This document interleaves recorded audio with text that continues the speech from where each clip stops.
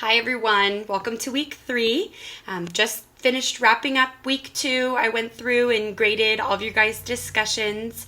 Again, I just want to congratulate you guys on such a good week of work. You guys really have been taking these assignments seriously and have been putting in such a deep level of thought into your discussions. I also want to thank all of you for being so open in sharing your different experiences. It seems like this last week really hit home for a lot of you. We have such a diverse range of students in this class who have so many differing experiences. So it's been really neat, at least for me, to just hear about how this material and how these lessons have impacted you and the connections that you guys are making to your own life experiences. So thank you for sharing your guys' stories. So just some things that seem to kind of strike a chord with you guys last week, some common themes. Kind of the main one that a lot of you guys mentioned in your discussions was just how important students' backgrounds are and how those backgrounds can really affect your learning. Some little piece of information as a school psychologist. So we look a lot into IQ and intelligence. And so for IQ, there are all these areas that play a role in your actual IQ.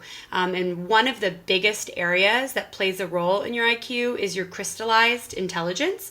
It has like the highest loading in your IQ. And what this is it's basically your ability to learn new information based on knowledge that you've acquired over time. So it's your ability to basically take new information and make connections with that new information on information that you have stored in your mind from the past, so your background knowledge. And this plays such a high role in your ability to learn. And so, you guys mentioned from the reading how a lot of times the success of students is basically predicted by the teacher's ability to relate that academic information and that academic content to those students' personal experiences. That's really what helps them learn.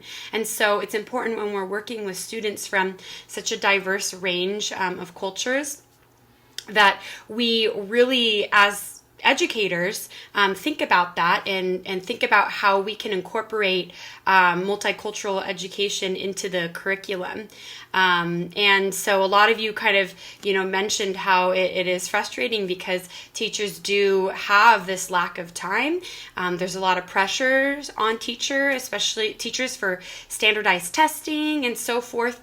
And so a lot of times this is something that kind of gets put on the back burner just because they don't really feel that they have the time to be able to incorporate multicultural education into their lesson plans. But we know that this is something that's very important.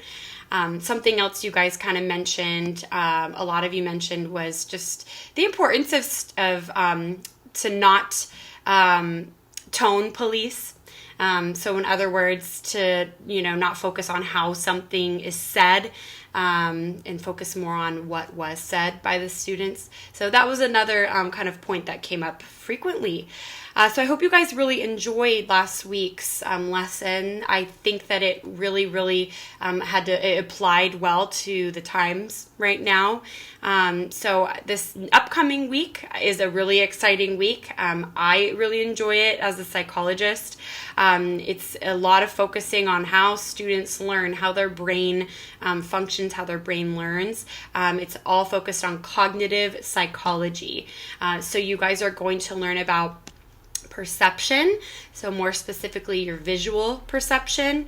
You're going to learn about attention, and then you're going to learn about memory, so more specifically your immediate memory, and then also your ability to encode. And of course, these all play a huge role in how a student can learn information.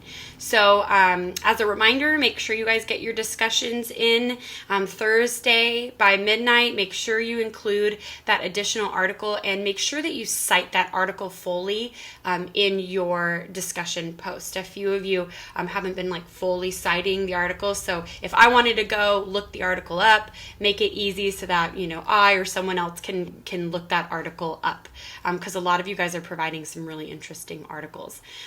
Also, make sure you respond to at least one peer by midnight on Saturday, and then you are going to have 4 different quizzes, and those are all going to be due Sunday by midnight.